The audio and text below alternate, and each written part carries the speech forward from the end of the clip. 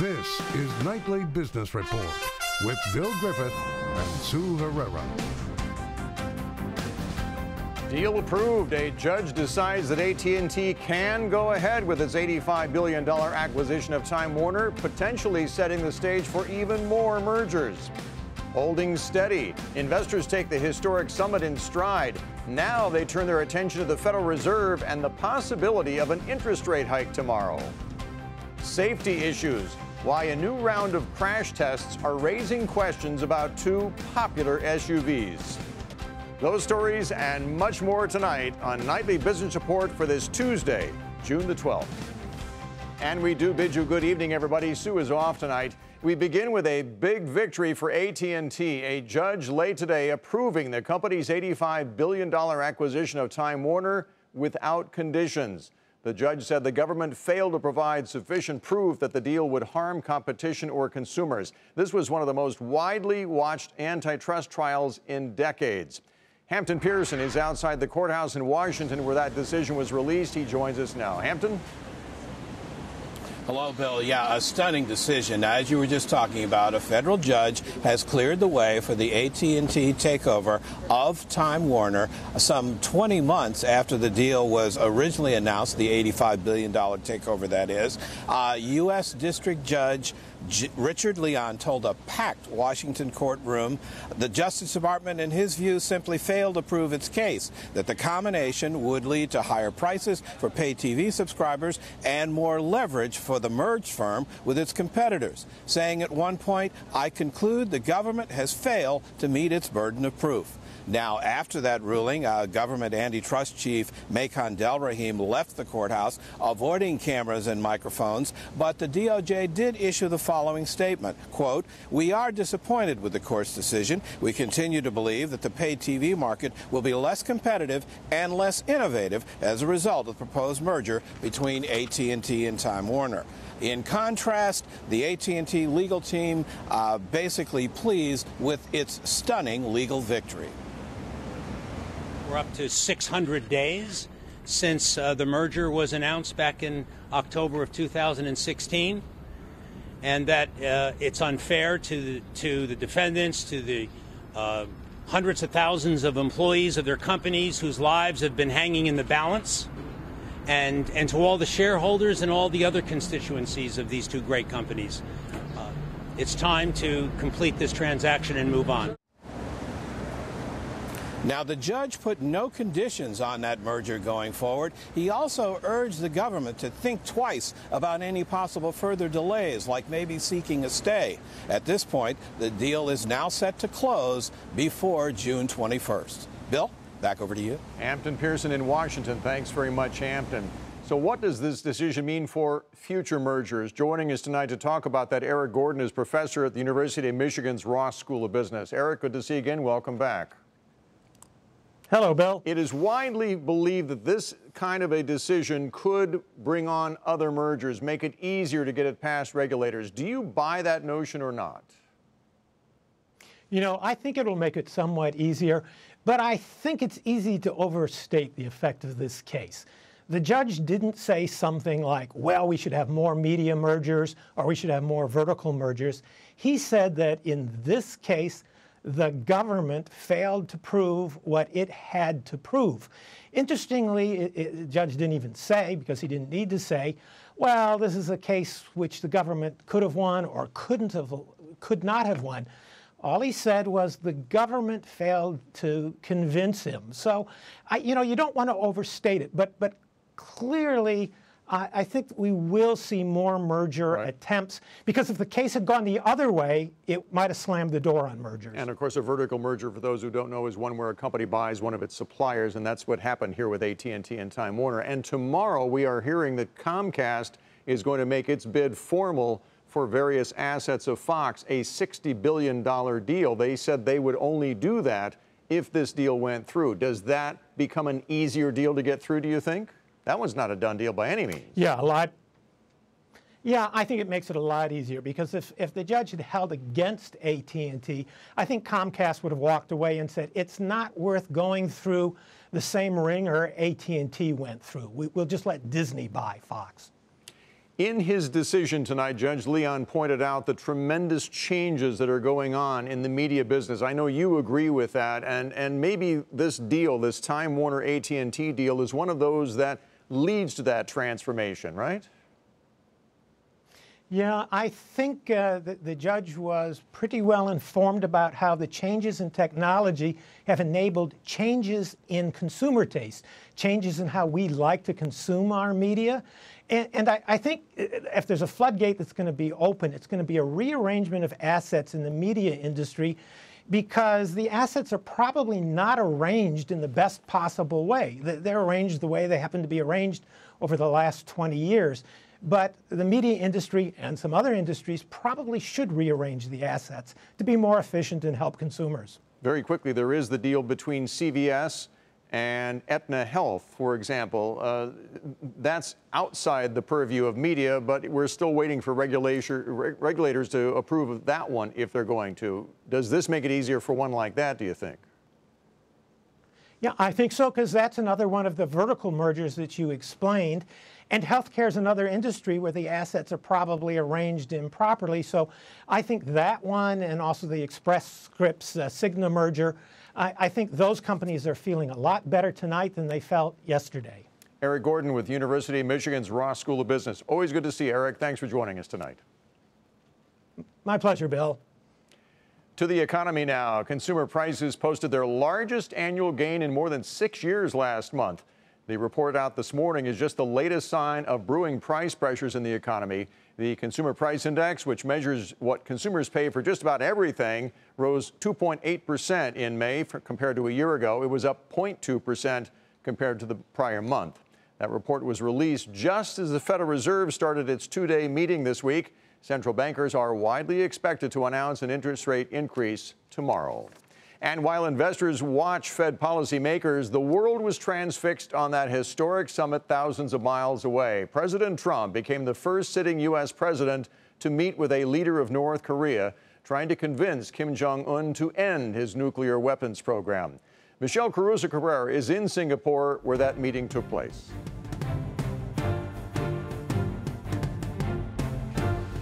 An historic handshake watched around the world as the leaders of two countries, long bitter enemies, met for nearly 5 hours, culminating in an agreement to forge a new relationship.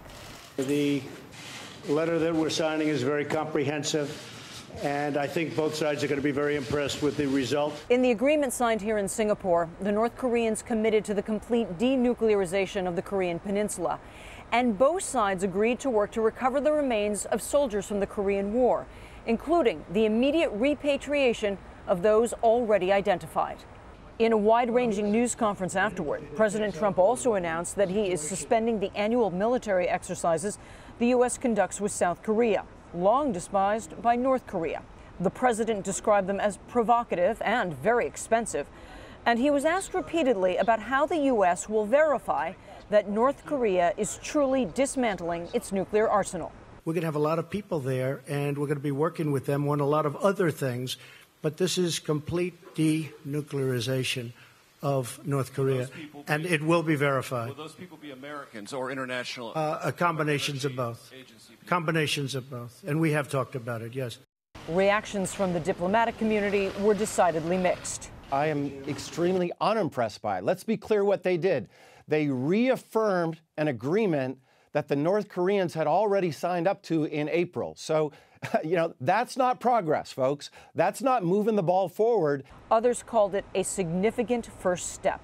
I think Kim Jong-un has made that strategic decision to focus on the economy and to realize that the part of achieving that goal is to normalize relations with the United States, bring the Korean War to an end, the peace on the Korean Peninsula, and move in that direction. And I think the summit is moving exactly in that direction. As night fell, both leaders departed Singapore. At this early stage, it's hard to estimate what the historical significance might be of what happened here today. North Korean leaders have been trying to get a meeting with the President of the United States for more than 6 decades. The lingering question, will this meeting actually change their behavior? For Nightly Business Report, Michelle Caruso-Cabrera, Singapore.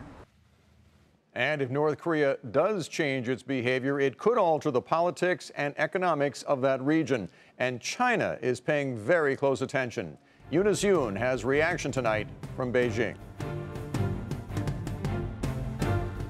China says the summit is creating new history. Even before the joint statement was released, the foreign minister said that China would want to see dialogue, denuclearization, and a stable peace mechanism out of the summit. Well, Beijing got all three.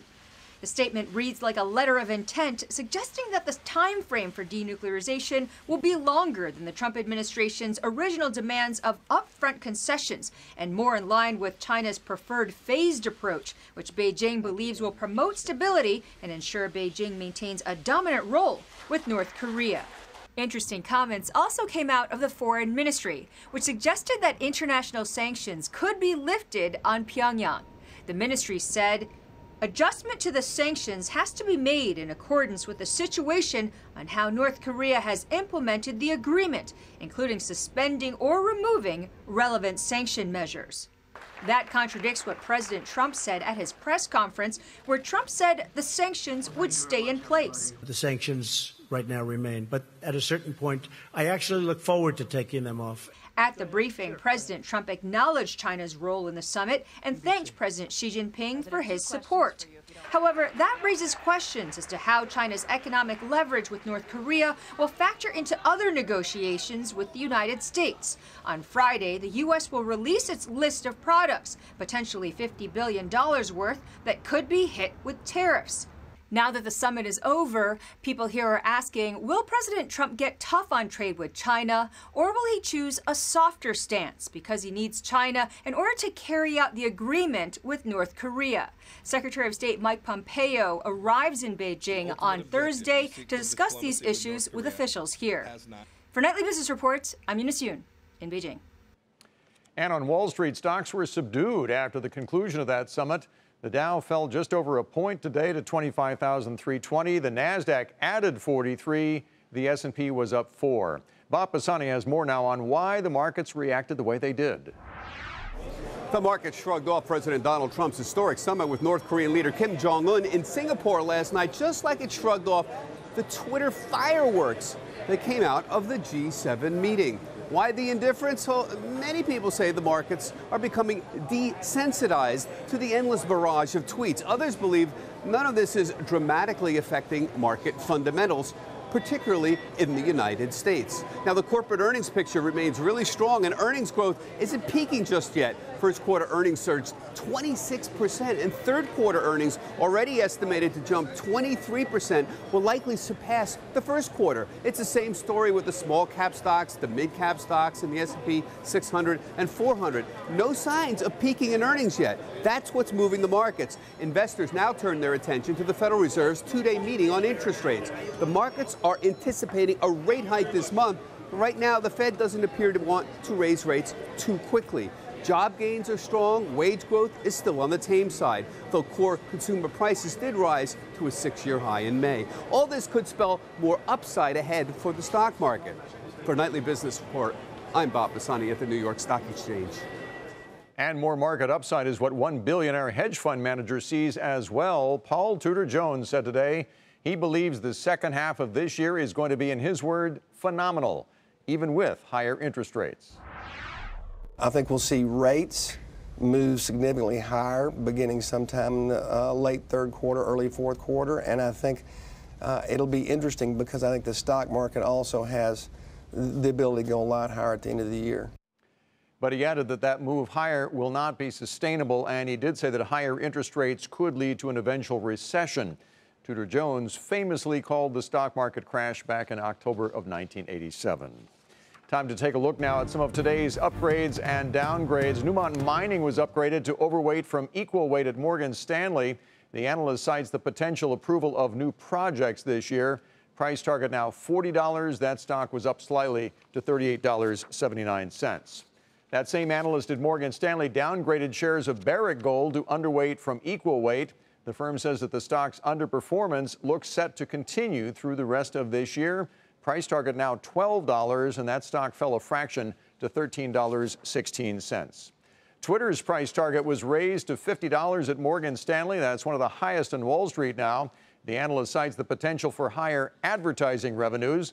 The firm maintains its overweight rating on that stock as well. Shares rose 5% to $43.49.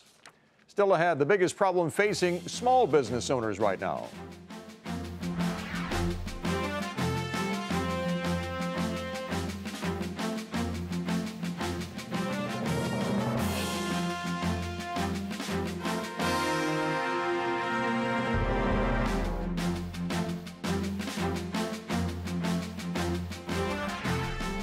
General Motors is watching developments on trade very closely. GM CEO said today that the automaker has not delayed or altered its investment plans, but she did add that the uncertainty will have some sort of impact eventually.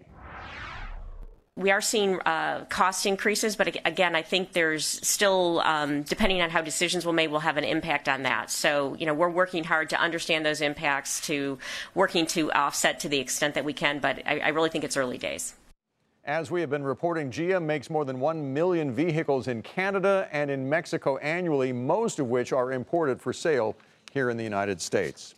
Meanwhile, Tesla is cutting its workforce. The electric car maker said today it is laying off 9% of its 46,000 employees, primarily salaried workers. The move is part of a larger restructuring, and the company says it should not affect production.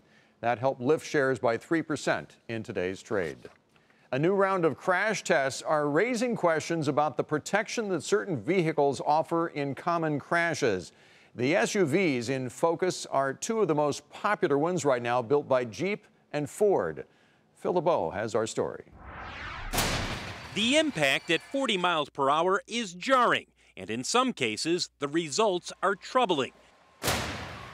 Crash tests by the Insurance Institute for Highway Safety, known as IIHS, show the 2018 Jeep Grand Cherokee and 2018 Ford Explorer struggling to protect parts of the dummy. In one case, it starts to slide outside the door after an airbag failed to deploy. For both the Jeep Grand Cherokee and the Ford Explorer, the big problem is a structural one. In the right front small overlap crash test, we see the safety cage collapsing in toward the right front passenger dummy. Fiat Chrysler and Ford say the crash tests paint an incomplete picture. Both point out the Grand Cherokee and Explorer have received top marks in other crash tests by the IIHS. Fiat Chrysler adding its vehicles are engineered to address real-world driving situations. No single test measures overall vehicle safety. Ford says we continually make improvements to our vehicles to help customers stay safe on the road. Nearly 4,000 front seat passengers were killed in auto accidents in 2016, the most recent data available. These tests measure how well midsize SUVs protect people in the front seat during certain collisions, with the Kia Sorento, Volkswagen Atlas, and GMC Acadia getting top marks. I think one of the things we observe is that the three good rated vehicles are newer designs than the poor rated Grand Cherokee and Ford Explorer. The Jeep and Ford midsize SUVs have been popular for years, and that's unlikely to change, even though these crash tests could give buyers something to think about the next time they go in the showroom. Phil LeBeau, Nightly Business Report, Chicago. H&R Block hikes its dividend, and that's where we begin tonight's market focus. The tax preparation company raised its quarterly dividend by 4% to $1 a share after the bell tonight. The increase came after H&R Block also announced it grew revenue and profits, with both measures topping expectations. But investors apparently wanted more. They sent shares sharply lower in after-hours trading tonight. Shares finished the regular session up a fraction at $29.60. Eli Lilly and AstraZeneca are canceling 2 study trials of an experimental Alzheimer's drug after an independent panel said that the treatment was unlikely to be effective at treating that disease. But AstraZeneca still said that it plans to work with Eli Lilly on another Alzheimer's medication. Shares of Eli Lilly were off a fraction today to $85.49. AstraZeneca shares also fell marginally to $36.16. Sage Therapeutics said that its experimental depression treatment has been granted what's called breakthrough designation status by the FDA. That designation now allows Sage to expedite development of the drug. Sage has said the medication is unlike any other on the market. Depression is a life-threatening disorder, and one of our beliefs is that we need to treat it like a medical disorder of great urgency. Current therapies require chronic pharmacotherapy with long-standing treatment. Our molecule, SAGE-217, which is a once-daily pill, seems to have benefit within days and only requires 2 weeks of treatment. Shares of Sage Therapeutics surged 19% today to 175.76. And Land's End reported a smaller loss as well as a rise in sales that topped estimates. The apparel retailer said results were helped by a deal with Delta Airlines to create uniforms for that company's flight attendants. Land's End shares soared by 27% today to $29.90. Small business owners are feeling upbeat right now. A new survey shows that optimism is at a 34-year high, reaching the second highest level ever. Many expect sales and profits to increase. But despite the positive outlook, the National Federation of Independent Business also points to one big headache. Many small businesses still continue to have trouble finding qualified workers to hire, and it's creating a major challenge on Main Street. Kate Rogers has more for us tonight. Mike Frederick is desperate for workers. Had we had the people for the first shift, we could have been running this all day, but we don't. So here they sit, heated, ready to go. No action. The owner of MCM Composites, a 55-person business in Manitowoc, Wisconsin, says he's short 15 people at the company, which manufactures custom thermoset molding. There are no workers, and there's a huge demand. The economy has picked up. Everybody's looking for additional workers. But the market is so thin that we just can't find them. And we've gone to extraordinary means to find people that will actually work, including going to the local county jail, the Manitowoc jail, and recruiting people to work from inside the jail. He's looking for low-skilled workers who he's willing to train and pay above minimum wage. But like many small businesses, Frederick is being crunched by a tight labor market. And he's not alone.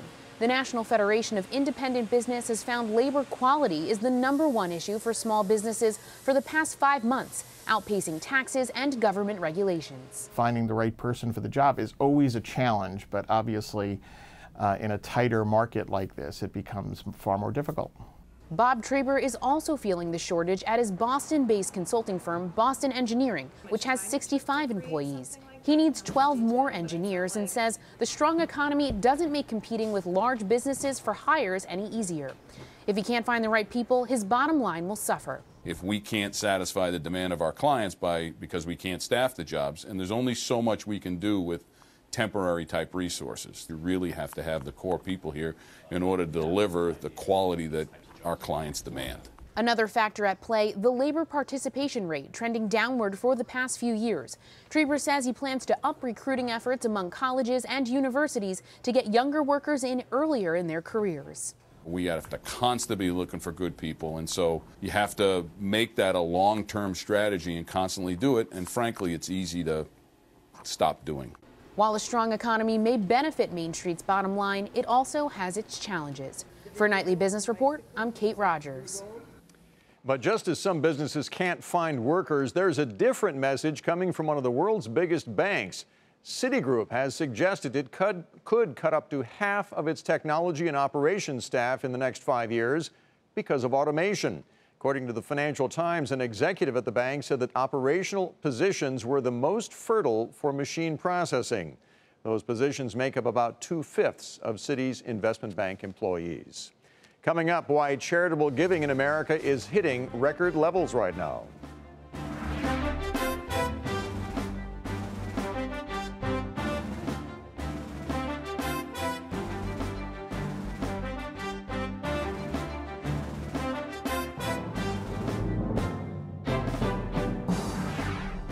Seattle City Council has blinked. The council has now voted to repeal a controversial tax hike on large corporations.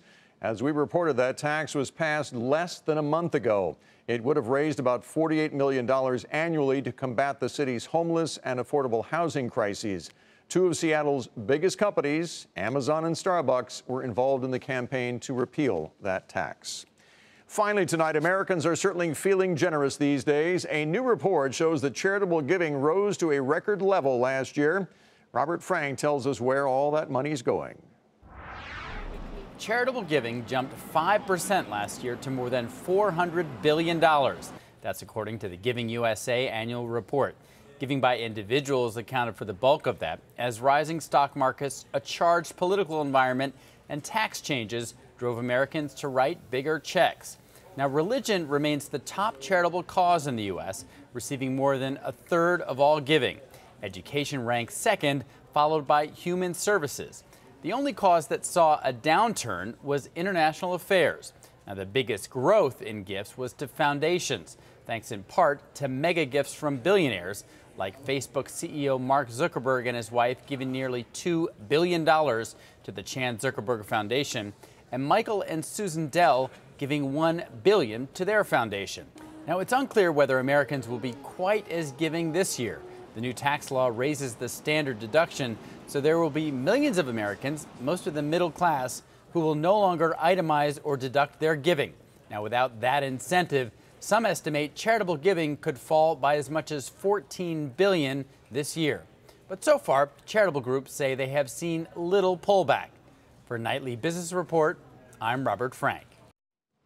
And to read more about the record level of charitable giving, you can head to our website at nbr.com. That is the Nightly Business Report for tonight. I'm Bill Griffith. Thanks so much for watching. Have a wonderful evening. Sue and I will see you again here tomorrow.